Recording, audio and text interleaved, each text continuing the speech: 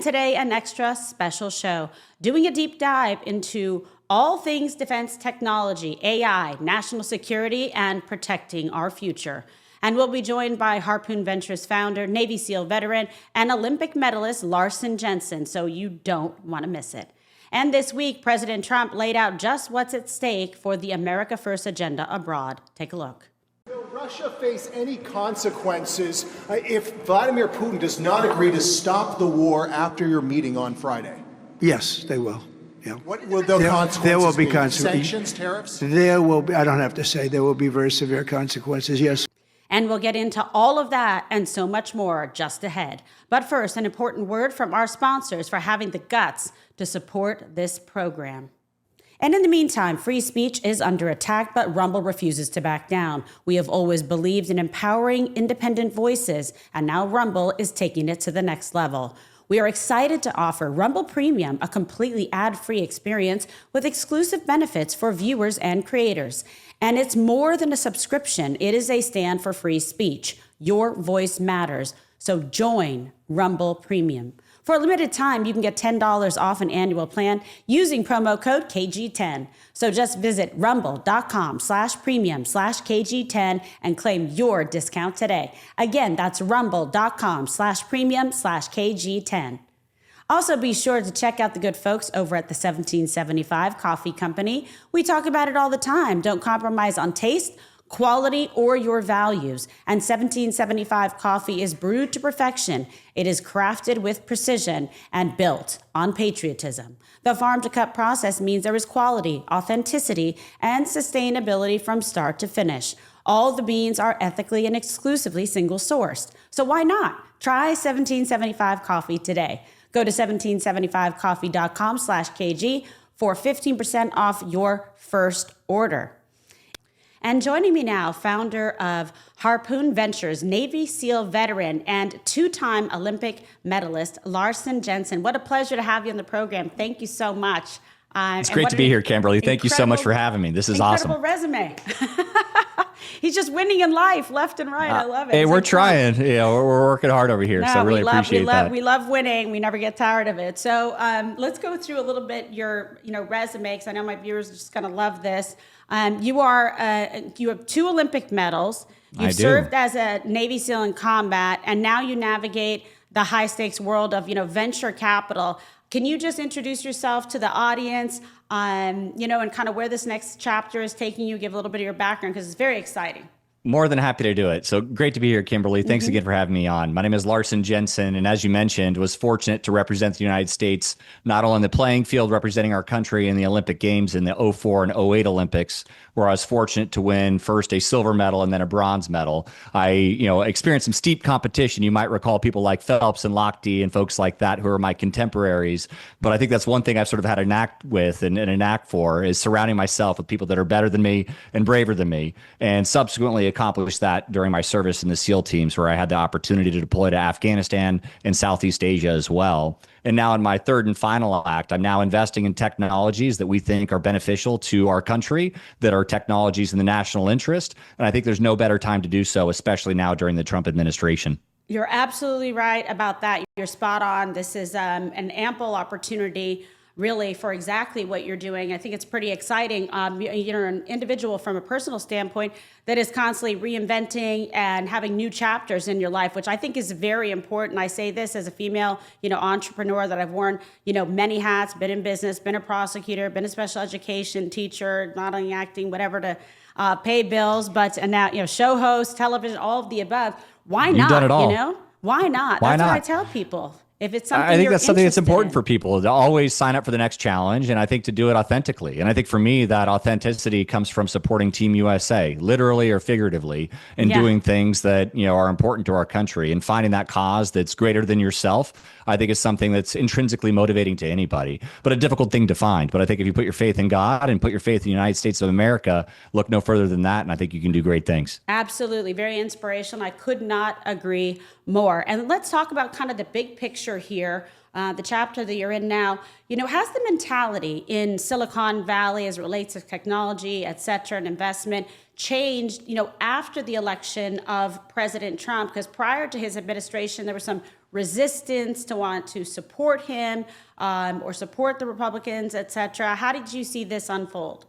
I think it's been a day and night shift. And I think it was cresting and crescendoing in the lead up to the election, frankly. But things have changed quite a lot, not only in what the problems that founders are signing up to solve, but in terms of the appetite of the government to really lean into commercial innovation to solve these problems and to not rely on the incumbents that have done a great job for us to date, but maybe aren't the people that are going to get us to the next level on a go forward basis. So I think it's been a day and night shift. I think it's been through the policies that President Trump ran on. I think it's through the policies that he's now enacting, the variety of executive orders that he's putting out for energy, drones, national security, artificial intelligence, biotechnology. All of these things I think are critically important to our country and fall within our investment mandate of what we call the freedom stack. We believe all of these technology areas are going to lead our country into a future of abundance, prosperity, and security. And I think there's no better president than President Trump to help us navigate through that and to help encourage the founders of the future to build in these really hard areas. And we've seen it from the other luminaries of the technology industry that have been a critical part of the Trump campaign. We have obviously David Sachs, we had Elon Musk, we have Mark Andreessen, we have Sean McGuire, some of these great technologists and investors who are investing and putting their own personal money where their mouth is to help our country, evolve into a future of prosperity and make it great again. It's something that I'm a big believer in, and it's definitely something that wasn't always the case in our firm's history. When we started our firm back in 2018, although Trump was still in office, it still was not consensus. There was a lot of resistance in the technology industry, a lot of people who did not believe that investing for our national abundance was the right call and to purely invest in things that were recreational or for the consumer audience. I think there's much harder problems that need to be solved. And fortunately now, I think we're at a point in time where founders are signing up in droves to solve those problems. Yeah, it's just such a good point. And I like the analysis as it relates to that timeline because, yes, when Trump was in 2018, it was starting to, percolate and getting some momentum, forward motion. But then you had the Biden administration come in and that was like a step back. And so now I feel like, there's an appetite for a little bit of velocity here to actually get it going in a much quicker fashion and streamlined also by people like you mentioned, David Sachs, being involved directly, with the administration. He's had, innovators, people in the technology and venture capital field, the vice president, J.D. Vance and Peter Thiel and a lot of people that have been involved and been giving advice and information and really trying to generate this economic engine. But let's talk also about the battlefield of 2025. It is dominated by discussions of autonomous drone swarms, AI-driven targeting, technologies that are moving from science fiction, quite frankly, to reality at a pretty rapid pace. As a former operator and now a tech investor, what is the single most overlooked, danger or opportunity in this rapid push towards automated warfare? I'm happy that you brought this up. And I think that there's an old saying in technology and investing that the future is here. It's just not evenly distributed yet. And so I think we've already seen the future. We've seen it on the front lines of Ukraine and their conflict with Russia. We've seen what I think in the future is going to go down in history as Drone War 1, where both sides are using what's called attritable drone systems that are affordable enough to produce en masse and essentially have targeted munitions at a fraction of the cost of a traditional Javelin weapon system with the same level of effects that can go 20 kilometers one way, that can't be jammed by any of our traditional jamming processes, and a huge amount of volume coming both ways in that conflict. And I think it's fundamentally reshuffled the tactical level playing field so that, maneuvering conventional troops under that contested environment is nearly impossible. I think that we'd be wise as Americans and Western allied countries broadly to observe that and to lean into that capability for ourselves, but also to train our troops so that they're prepared for a potential environment where they're going to go into harm's way against that. And from my firsthand experience and with many of my other colleagues that are currently active or formerly retired from the SEAL teams, I've yet to see a convincing answer on what we're doing to train our troops to help them stay safe in that future environment, which I don't think is very far away, heaven forbid. But I also think that we need to equip our soldiers to understand how to maneuver under those types of environments. And I don't know how you frankly, infiltrate or exfil or conduct CASEVAC, how we get our injured people out when we're in an environment where there's dozens, if not hundreds of these autonomous drone swarms that could shoot down or take down, whether it be a ground evacuation or a CASEVAC via air with rotary wing. I think those have been the single largest loss of life we've ever had in special operations history, is shoot downs of rotary wing. Well, you remember the last thing we ever want to happen, have those things happen again. And unfortunately, I think the skies are becoming increasingly contested at a tactical level, which is very, very different than how we've traditionally thought about it. In our historical wars and conflicts that I was a part of, we had total air superiority. We had F-16s, F-18s, F-22s, everything overhead.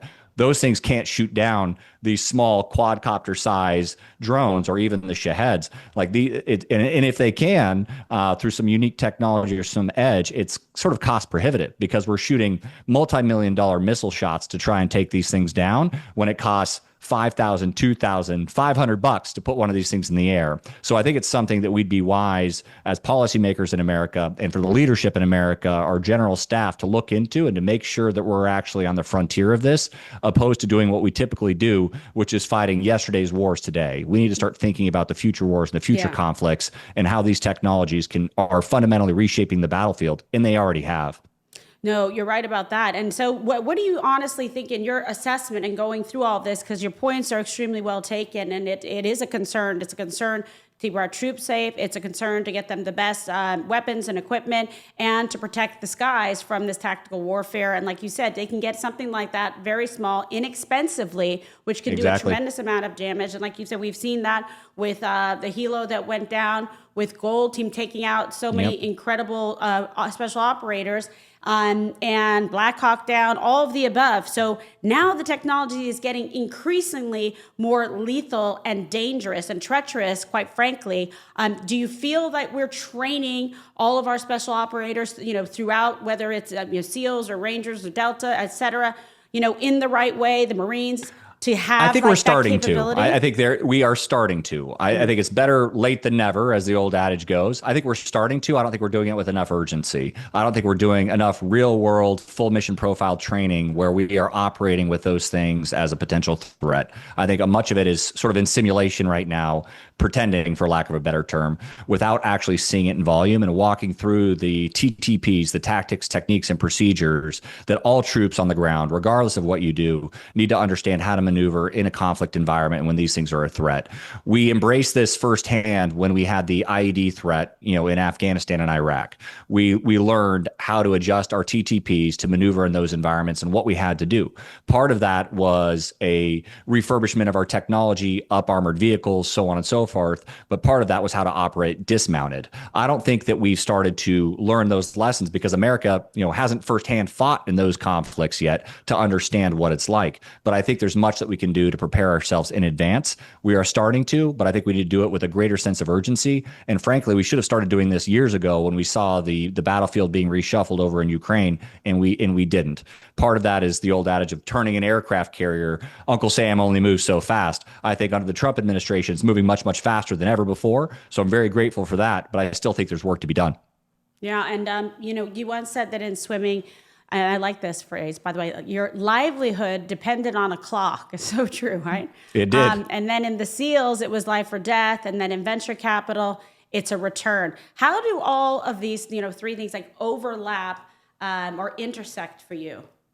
I think it's the spirit of service. I don't know who I'd be as a person if I didn't have this spirit of service to our country. And there's a tremendous amount of pride and a tremendous degree of gratitude that I have coming from a small town, rural farm upbringing in Central California, and then making it to the big stage, competing on behalf of our country against all countries around the world at the Olympic Games, and representing, all of us back home is something that I'll never forget. And wearing Team USA on my back on the award podium is something I'll never forget. And I think it's that same sentiment that drew me into the SEAL teams, that drew me into service, that spirit of giving back. What can I do for my country that is above and beyond? And if I have the mental and physical and hopefully emotional fortitude to serve amongst the best, that's what I should do. And I would encourage every young American to think about their ways of giving back in that spirit of service. I think in the business world, it's increasingly rare to find that intersection. It's really hard to find that thing that fills that void of service. And I think now more than ever, I actually see it in the technology industry, and I'm so grateful of that. There is now many opportunities for veterans to work with these emerging national security startups that are coming up. They can add a whole host of leadership and also understanding of procurement, understanding of end user needs, and nuance that traditionally the civilian industry just does not have. So I think now is a very unique time for veterans who have dedicated their life of service to their country. If and when they're retiring or transferring out of service, I think there is a nice home for them in the technology industry, more than when I started in it 10 years ago. And as we were saying earlier, we're seeing a massive influx of private capital going into defense tech. Great opportunity here. From your perspective, what are the major challenges, though, inside the Pentagon for adapting quickly, maneuvering enough to absorb this innovation within the military's procurement process?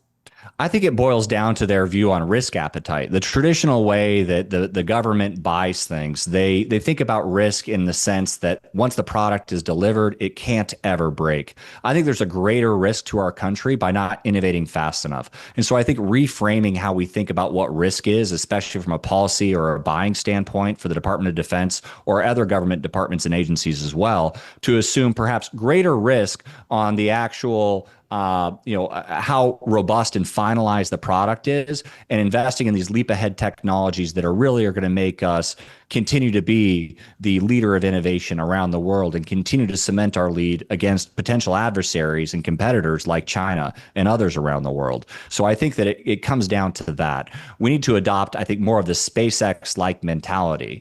If we had NASA blow up a rocket, that's a huge black eye on NASA. How routinely does SpaceX blow up rockets? It seems like every other day. But they're doing that to push the envelope, to refine what they're doing. And at scale, they're proven to be safer, cheaper, more affordable, and they've saved the taxpayer hundreds of billions of dollars. Without SpaceX, our American launch industry probably would be somewhat obsolete. There's really nobody else right now that can keep up with that. So I think that type of a mentality that was pioneered with companies like SpaceX and other innovative technology businesses is the type of mentality that we need to adopt as a country as we acquire and prototype and test and utilize emerging technologies. We can't wait till it's perfect 10 years later. At that point, it's obsolete. Somebody else around the world has beaten us, and we can't afford that as a nation. It's true. It's very true.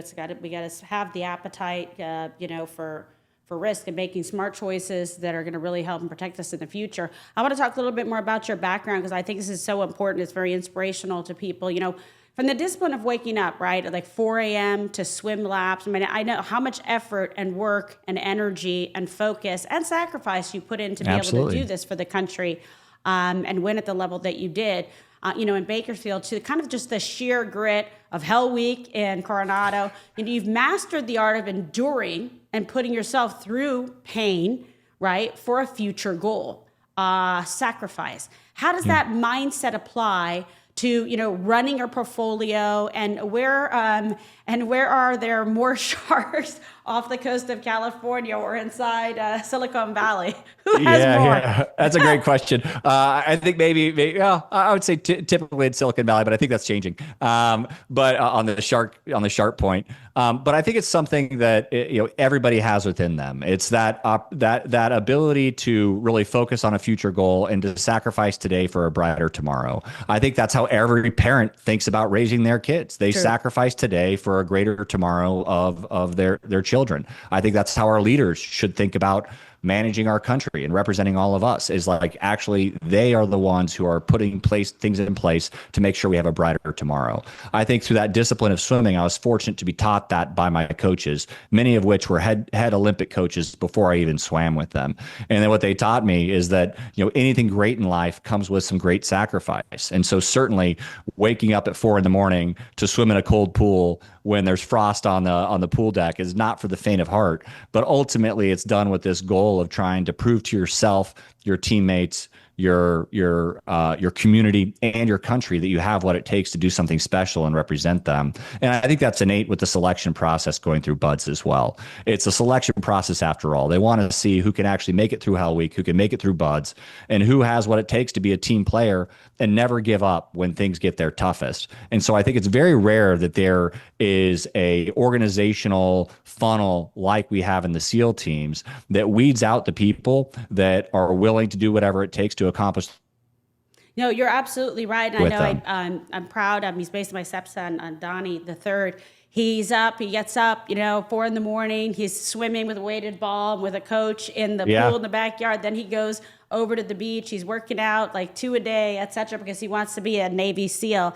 And I'm very happy and proud of him, but I'm also like saying my prayers every 5 seconds, because it is not for the faint of heart, and it's tough. It's a great sacrifice to make for your country when you choose to serve, and you've done it in multiple compelling ways, which is fantastic. And as a former SEAL officer deployed to hotspots like Afghanistan and Iraq, how do you assess the current strategic posture of the U.S. Navy in the Indo-Pacific? Because this is an area of serious concern geopolitically. Are we building the right fleet to deter a peer-level adversary? Are we still preparing, for the last war? And what about here as well, the Western Hemisphere? Should we be, paying more attention to our own backyard?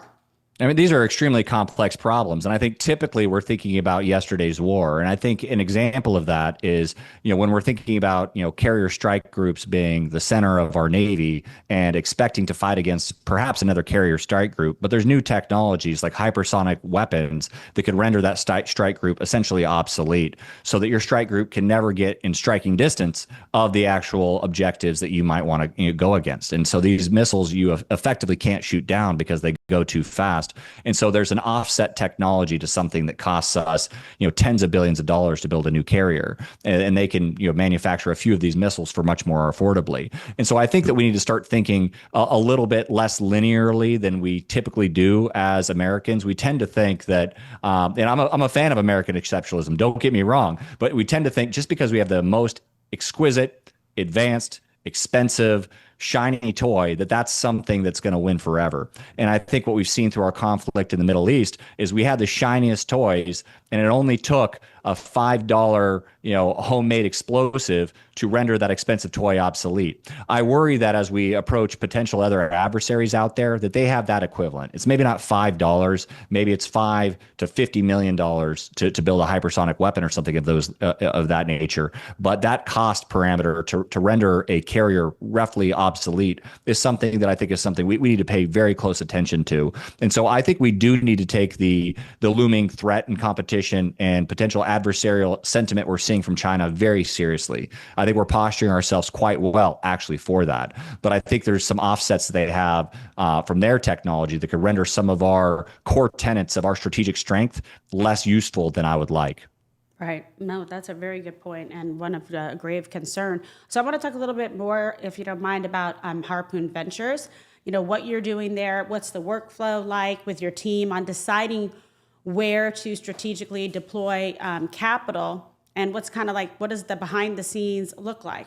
Sure. I mean, for your viewers, we're a venture capital firm. And essentially what that means is we raise money into a pool of capital that we then deploy into a segment of underlying portfolio businesses. So we raise money from limited partners, and we actually amass, let's call it $100 million, and we invest a few $1,000,000 at a time into dozens of underlying portfolio companies.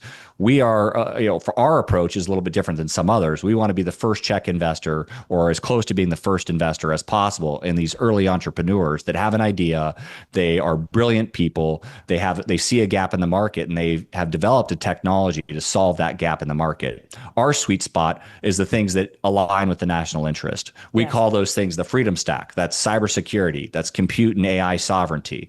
That's rare earths and materials. That's manufacturing. That's data centers. That's AI. That's national security and defense. aerospace, space industry, all of those things. I think anybody objectively would say these technologies are within the national interest. So we're looking for founders that are, perhaps as audacious as I was in my younger years, to wake up at 4 a.m. and put the nose to the grindstone and do whatever it takes to accomplish the mission, like a Navy SEAL team would. We're looking for founders with that vigor and that mentality, but also with a brilliance that's far beyond what I ever could have.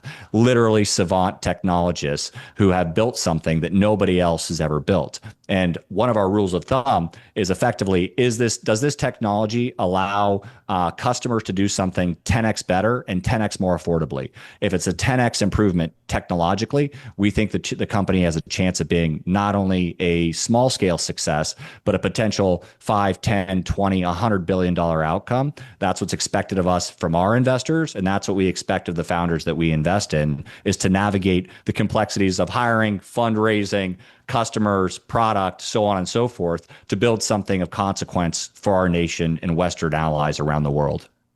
And can you give us an example of a recent investment that you've seen that is truly groundbreaking potential, both for the commercial market and national security? Sure. One recent example is a company called Electroflow. And so I have plenty of others that are more established, but a company called Electroflow, which is a direct lithium extraction technology company. As you and your viewers might be aware, we're heavily dependent on rare earths and various materials coming out of China, lithium being one of them, and battery grade lithium no less. Almost all of the processing of lithium that goes into our electronics and our phones, our EVs, you name it, like, our power walls in our house, essentially all comes from China.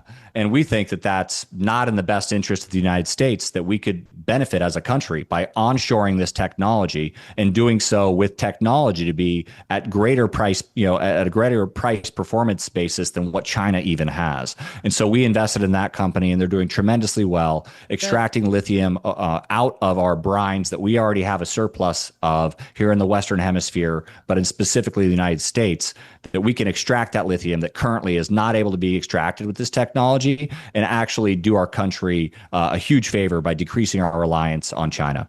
No, absolutely, and push off, the China influence, because energy security equates to national security. So 100% for that onboarding process. So we're both born and bred Californians. Oh my goodness, what happened to that state? How do we do it? How do we do it? Oh my goodness. We may need you to run for office next, actually. It's like a 911 over there. But so that's your next chapter, okay? I'm curious how you see California, today. Is California still, the center of innovation and investment as it relates to Silicon Valley, et cetera? It is, in spite of itself, which is really remarkable. And I think one of the things that's, you have these network effects in a lot of different businesses, but you also have it in the ecosystems of Silicon Valley. And what you have there is prestigious academic institutions, large scale companies where people are leaving and starting new businesses, and access to capital because the predominance of venture capital is focused there. So that's really hard to move to any other geography around the country, around the world, because it's essentially been ingrained there for the past 60 years. So, just turning that off is really not practical, to say the least. But that said, I don't think California and the leadership of California has done ourselves any favor to attract businesses. We've seen, I think, more businesses than not leave California. I think states like Texas and others are doing a great job, Florida, of attracting entrepreneurs and attracting business. If California is to, I think, be as successful as it should be, as it used to be, I think we need to reform how we think about our business practices and getting people to want to be in California, creating a great work environment. We already have a tremendous amount of advantages that I think are going to be staying here because of the network effect of the technology industry. But I don't think that our politicians are doing ourselves any favors in California with that. No, unfortunately, they're not. And it's just, we need to get back to the time where people really wanted to live there, invest there. It was such an incredible state for innovation and technology and venture capital. Yes, that's still there. But like you said, despite themselves. Like in spite of itself. Yeah, exactly. It's just unbelievable. It's just so unnecessary. This should be one of the easiest states to run and get stuff together, but they can't even put out forest fires. Looking back, what is a lesson from the SEALs that you believe would fundamentally transform how most venture capital firms operate, for the better? I think it's the spirit of teamwork. Everybody says they're a team-driven organization. but I think that their basis of comparison is perhaps not the same basis of comparison that I have operating in the SEAL teams. So I don't fault them for having that opinion. I just think that it's not to the same extreme of what the SEAL teams have. We literally rely on each other in life and death situations. We have total trust in each other. The leadership provides the commander's intent and then trusts their subordinates with operating with total freedom of maneuver and total trust and disseminating that down to the lowest common level and without micromanagement. I think that's something that's rare to see in the venture capital industry. It's rare to see in any company. And I think that the leadership tactics that we instituted in the SEAL teams is something that, and the teamwork tactics that we instituted is something that any successful organization should look at for their future growth and success. And you think you've been able to, champion that culture, within your company? 100%. We're a small team by design. We're a team of 10. We self-describe ourselves as the SEAL team of venture capital because we have total trust in each other, and I trust each other with, effectively my business life. Sure. So that's a pretty high consequence still. And so we believe that a small elite team can have strategic outsized impact on the battlefield, just like a SEAL team does. We think a small elite team can have an outsized impact on the investment battlefield as well. Yeah, that's fantastic. And doing something like that is great. It's giving back to your country. It's giving back to people who are present, teammates over there to keep them safe so they can return home to their families and come on for our next chapter to have, prosperous lives after all the sacrifice. So, as we wrap up, where can we go and people that want to learn more about Harpoon Ventures and anything else that you're doing? Absolutely. I'd recommend you go to our website, harpoon.vc, as in Victor Charlie, for any military folks out there. And you could also visit blackflag.vc, which is a critical technology accelerator that we run and operate through Harpoon as well. Fantastic. Well, I'll tell you what. I'm giving you the gold medal for your performance today. Okay? I need one. I've gotten a couple. I've gotten a silver and a bronze. It's about time we get that gold. Yeah, it's about time. I just love it. Now you got the gold, the silver, and the bronze. You go. Listen, it's been it, such Kimberly. a pleasure. We look forward to having you on again. Please stay in touch with me and with Drew. This has been fascinating, and I know my listeners and viewers are really going to give me a lot of great feedback on this. This was a very interesting and smart, intelligent conversation, and I just want to personally say thank you for your service to this country. Thank you. I appreciate you. Thank you so much. Absolutely. What a pleasure. Larsen, Jensen, people. Thank you so much for joining us today on this important episode. Please be sure to download the Rumble app, subscribe to my channel, turn on notifications, like and share, and tell all your friends so they know exactly where to find us. And please also be sure to follow me across all platforms: X, Truth Social, Facebook, Instagram, and TikTok. Stay tuned to Rumble for all the very latest breaking news coverage. Don't miss